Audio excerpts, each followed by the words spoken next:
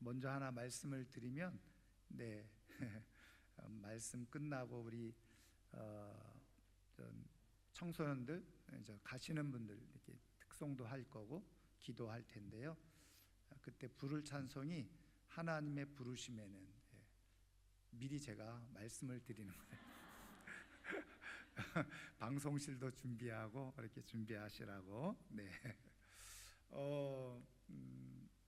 여러분, 우리가 살아가면서 가장 듣고 싶어 하는 말 속에 하나가 뭐냐? 저 사람 성공했다. 여러분, 그런 말 듣고 싶지 않아요? 별로. 또 여기 있는 분들은 워낙 겸손하셔서, 네, 사실은 어떤 면에서 우리의 인생을 살고 나서, 저 사람의 인생은 성공적인 인생이었다. 저 사람 성공한 사람이다. 사실은 다 이런 말을 듣고 싶어 하지요. 그리고 또 우리만 그런 것이 아니라 우리 하나님도 사실은 우리의 인생이 성공적인 인생이 되기를 원하세요. 근데 중요한 것은 우리가 생각하는 성공의 기준, 그것과 하나님이 말씀하시는 성공이 다르다는 데 문제가 있지. 여러분, 우리 하나님도 우리의 인생을 성공적으로 살아가기를 원하신다는 거예요. 저는 그런 의미에서 오늘 이 자리에 참여하는 우리 청소년들, 또 함께 기도하고 예배하는 우리 성도님들이 다 하나님 기준에 합당한 그런 성공적인 삶을 살아갈 수 있기를 주님의 이름으로 축원합니다. 제가 어느 글을 보다가 이런 재미난 글을 읽게 되어졌어요. 연령대별로 성공의 기준이 있다는 겁니다. 여러분 혹시 들어보신 적이 있나요? 그래서 10대부터 90대까지 성공의 기준이 다르다는 거예요. 자, 그러면 제가 한번 말씀해 볼 테니까, 여기 또 마침 10대도 있으니까 20대도 있고, 20대는 없나요? 청년부에 들어갔나? 자, 나는 내 연령대에 맞게 성공하고 있는지 아닌지 한번 측정을 해보시면 됩니다. 먼저 10대의 성공 조건은 뭐냐? 부모님이 부자면 성공한 거예요. 네, 부모님이 부자면 성공한 거래요. 네. 네, 이미 성공이. 네. 그럼 20대의 성공은 뭐냐? 좋은 대학 가면 성공한 거랍니다. 그러면 30대의 성공은 뭐냐? 억대 연봉을 받는 직장이 됐으면 성공한 거라는 거예요. 갑자기 이렇게 쭉 다운되는 분들이 있죠. 네. 자, 40대의 성공은 뭐냐? 회식 자리에 가서 이 차는 내가 쏠게, 이렇게 이렇게 말할 수 있는 사람이면 성공한 거라는 겁니다. 우리 성도님들이 밥 먹으러 갔어요. 밥 다 먹고 커피는 내가 쏠게, 이러면 성공하는 분들이에요. 자, 그 다음에 50대의 성공은 뭐냐? 공부 잘하는 자녀를 두고 있으면 성공한 거랍니다. 60대 성공 뭐냐? 아직도 돈 벌고 있으면 성공한 거라는 거예요. 70대 성공은 뭐냐? 건강하게 돌아다닐 수 있으면 성공한 거랍니다. 80대에서 그러면 성공은 뭐냐? 친구에게 전화가 오는 사람. 그러니까 나도 그런 친구가 있고 또 그 사람도 친구. 자, 그럼 90대의 성공은 뭘까요? 아침에 눈 뜨면 성공이라는. 지금 막 손을 막 잡으시는 분들이 있어요.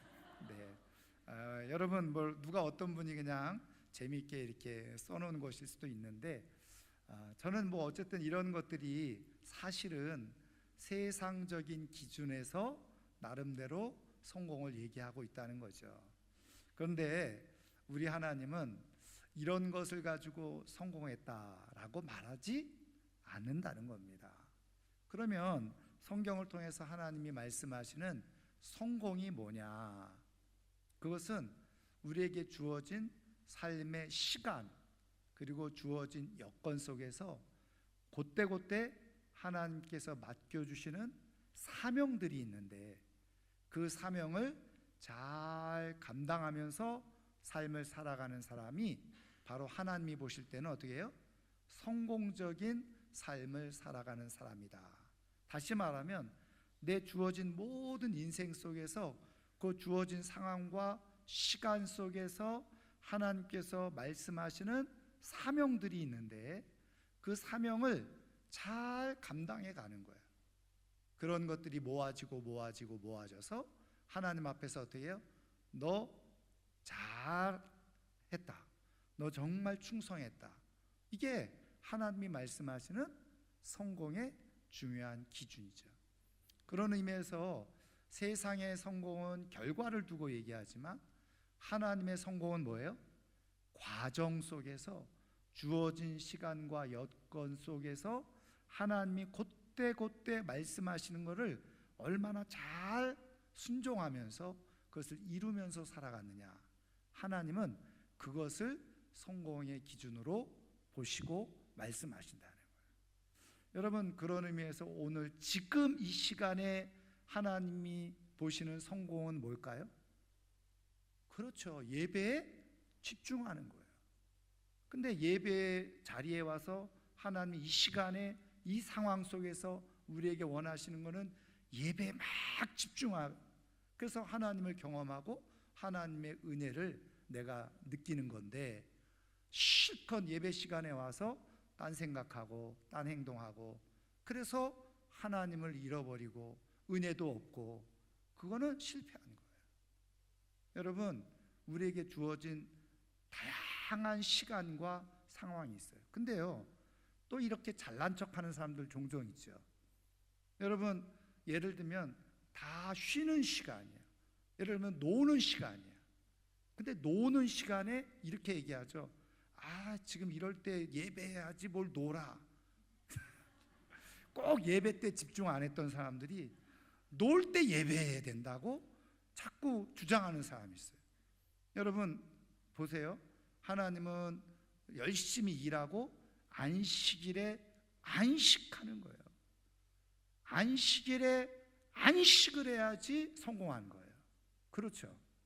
근데 안식일에도 나는 더 열심히 일할 거야. 그리고 일하면 그 사람은 하나님의 기준에서 볼 때 뭐예요? 실패한 사람인 거죠.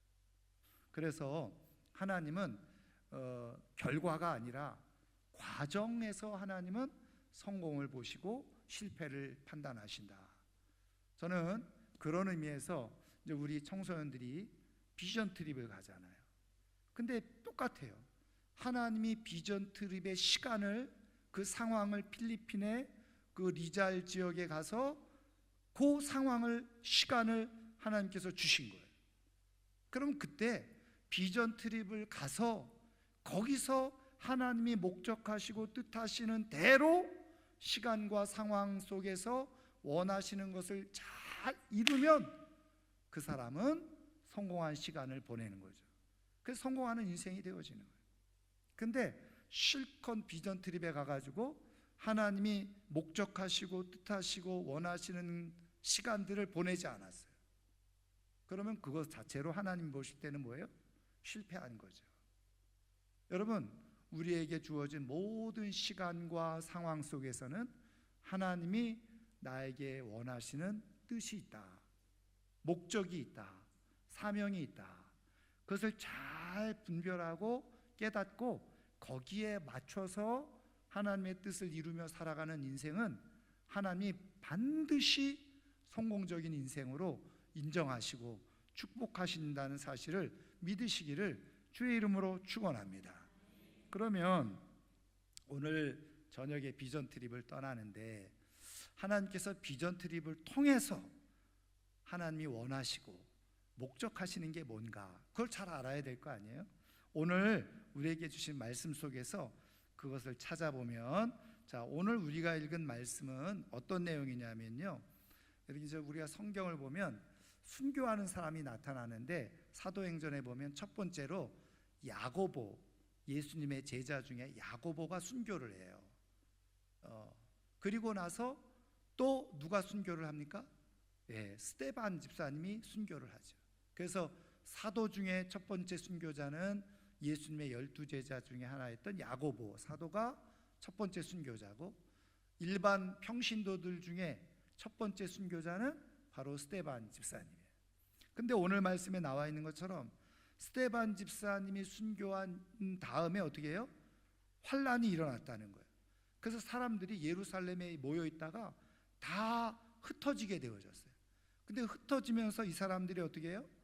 복음을 전하게 되어졌는데, 처음에는 유대인들에게만 복음을 전했다는 거예요.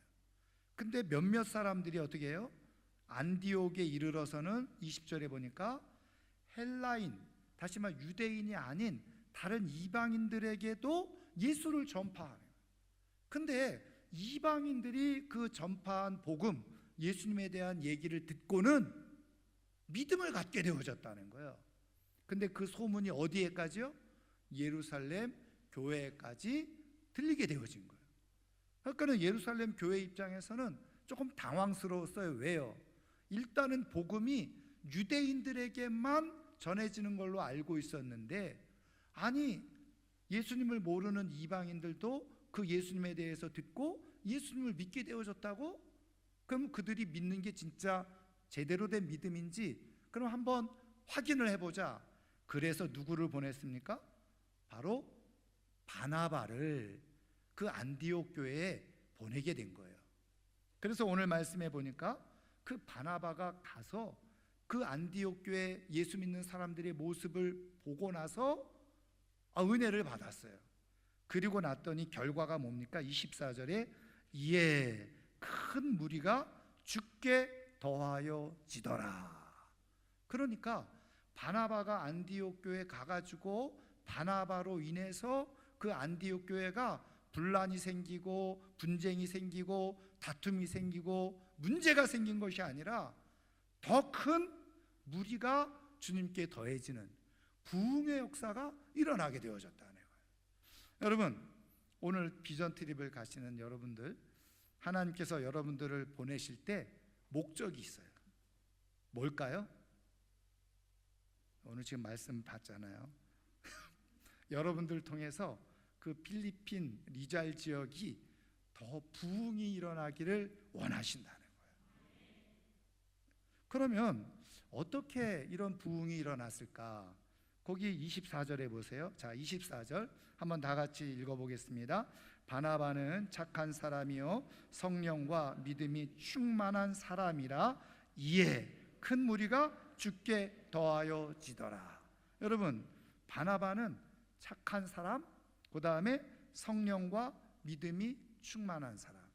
아니, 바나바가 개인적으로 착하고 성령과 믿음이 충만한 거랑 사람들이 주께 더해지는 거랑 무슨 상관이 있어요? 상관이 없는 것처럼 보이죠. 근데 상관이 있다는 거예요. 왜 그러냐? 그 다음 앞절 보세요. 23절. 자, 우리 23절 한번 다 같이 읽겠습니다. 그가 이르러 하나님의 은혜를 보고 기뻐하여 모든 사람에게 굳건한 마음으로 주와 함께 머물러 있으라 권하니 그랬어요. 자, 보시면 바나바가 안디옥 교회에 갔더니 뭘 봤어요? 뭘 보고 기뻐했어요? 하나님의 은혜가 그들 가운데 있다는 것을 보고 기뻐하는 거예요. 그러면 여러분, 바나바가 어떻게 하나님의 은혜를 볼 수 있었느냐? 간단해요. 성령이 충만했기 때문에 이게 하나님의 은혜가 여기에 임하고 있구나 라는 것을 분별하고 볼 수 있었다는 거예요. 여러분 보세요. 똑같이 교회 다니고 예수 믿어도 성령이 충만하면 하나님의 은혜가 임하는지 아닌지 보고 분별하게 되어져요. 근데 성령이 안 충만하잖아요. 그러면 어떻게 될까요? 하나님의 은혜가 임함에도 불구하고 어떻게 해요? 자꾸 안 좋은 것만 보이게 되어져 있어요. 이게 문제인 거예요. 여러분, 우리가 성경을 읽어보면 사도 바울이 다니는 곳마다 교회를 세웠죠. 근데 이 사도 바울을 쫓아다니면서 어떻게 해요? 바울을 회방하고 핍박하고 방해하는 유대인들이 있었다 그랬죠. 근데 여러분, 이 유대인들이 예수 믿는 사람이었을까요? 안 믿는 사람이었을까요?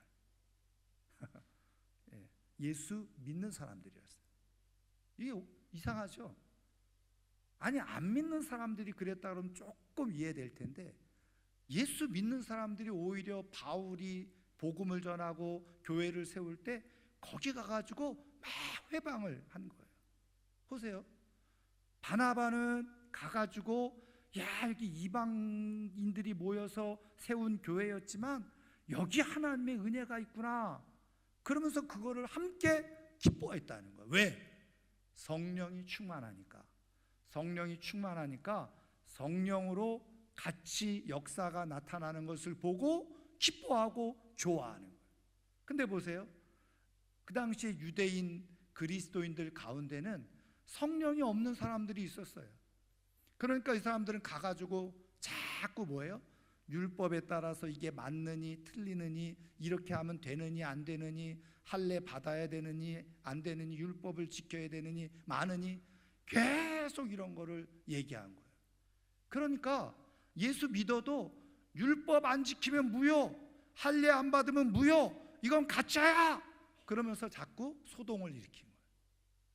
그러니까 어떻게 해요? 교회가 힘들어지고 자꾸 교회가 약해지고 그 분쟁이 생기고 그런 일들이 일어났다는 거예요. 왜 그럴까요? 성령이 충만하지 않았기 때문에. 우리 비전 트립 가는 우리 학생들, 먼저 오늘 기도할 때 성령 충만해지는 은혜가 있기를 축복합니다. 그렇게 기도하셔야 돼요. 그럼 가가지고 필리핀 니잘 지역에서 일어나고 있는 하나님의 은혜의 역사를 보고서, 와, 오늘 주보의 제목처럼 하나님의 역사 현장을 보고 감동을 입고 은혜를 받고 함께 기뻐하는 역사가 일어나게 되어지네요. 그런데 가가지고 성령이 안 충만하면 어떤 일이 일어나는지 아세요? 숙소가 왜 이래? 침대가 왜 이래?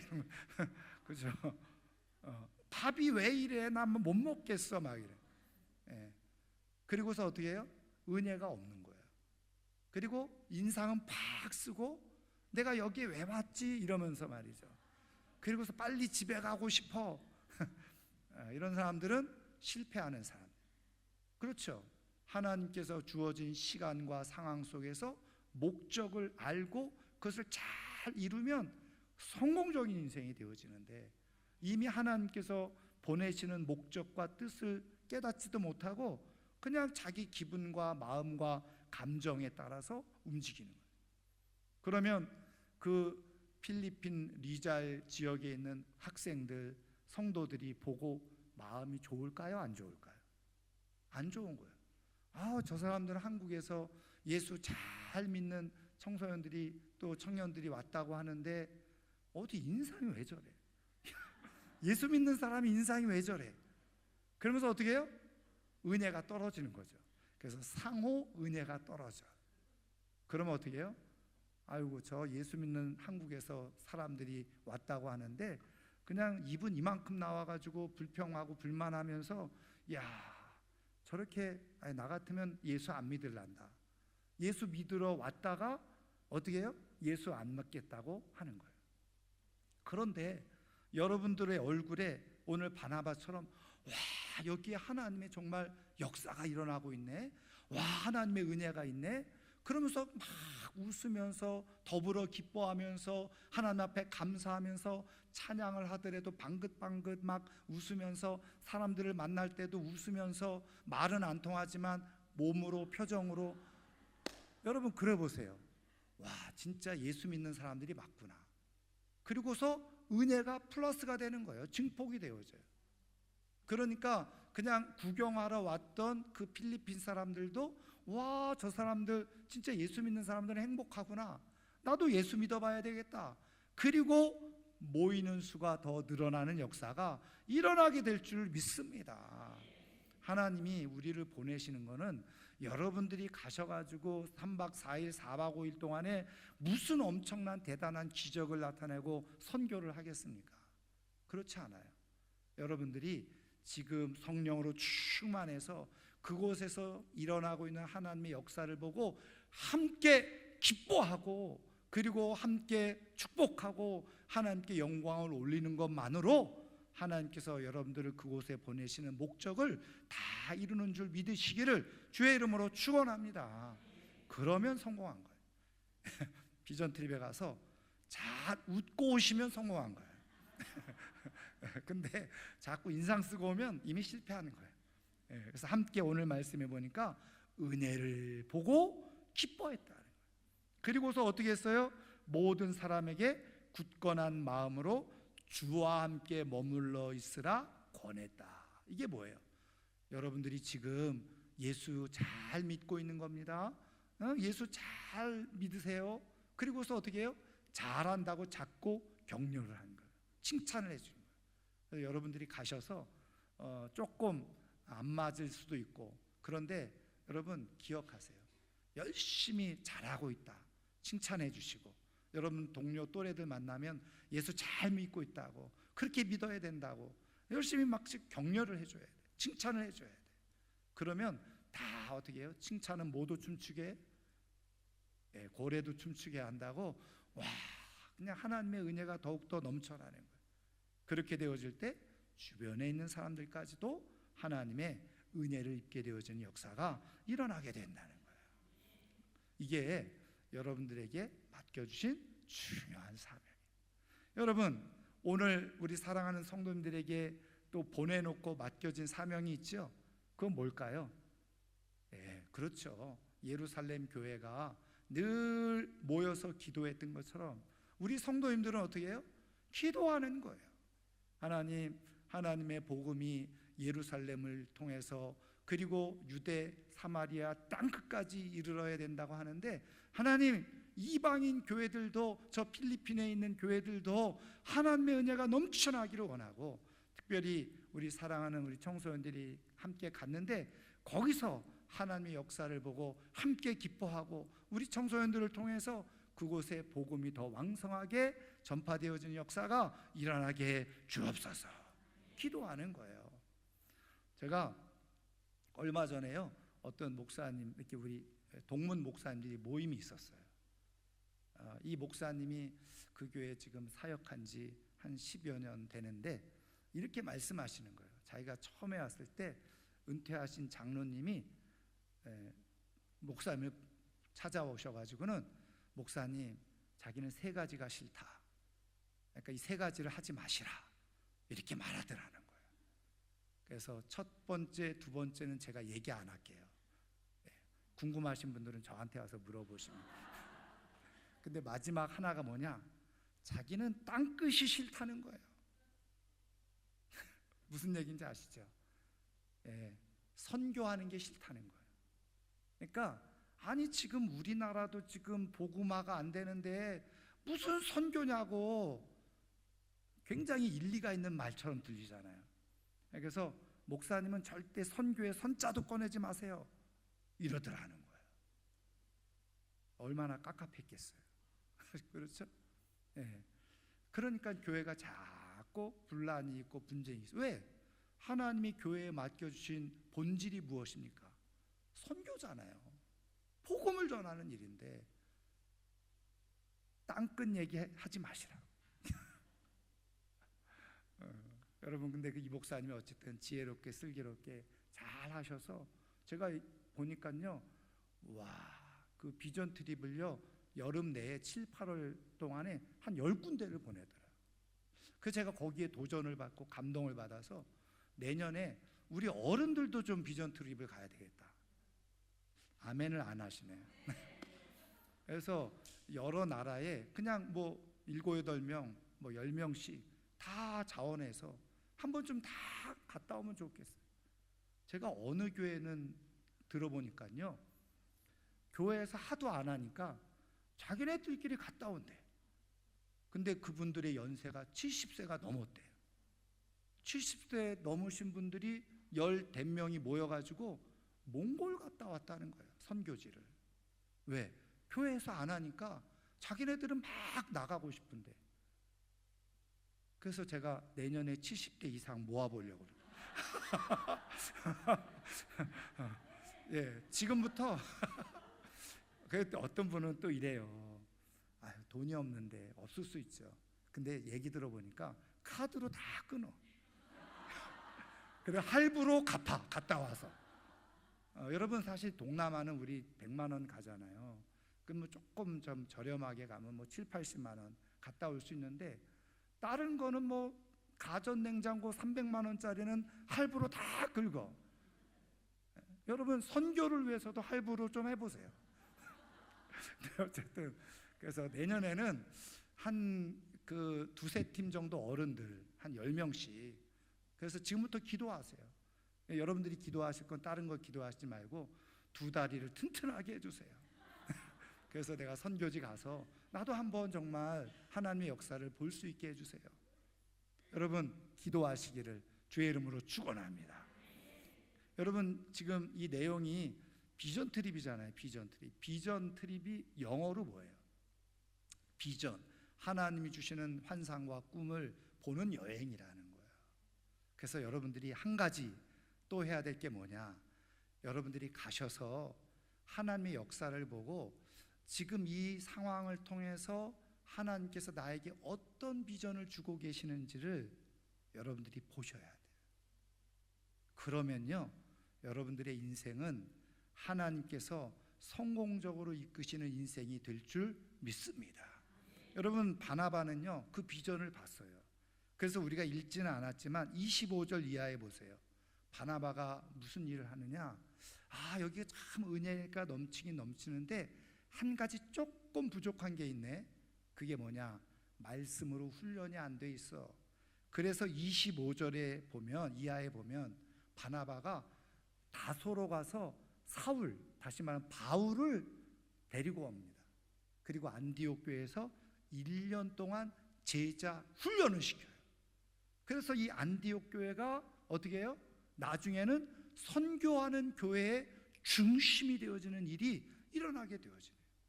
바나바는 은혜의 역사를 볼 뿐만 아니라 하나님께서 거기서 필요로 하는 비전을 깨닫게 되어집니다.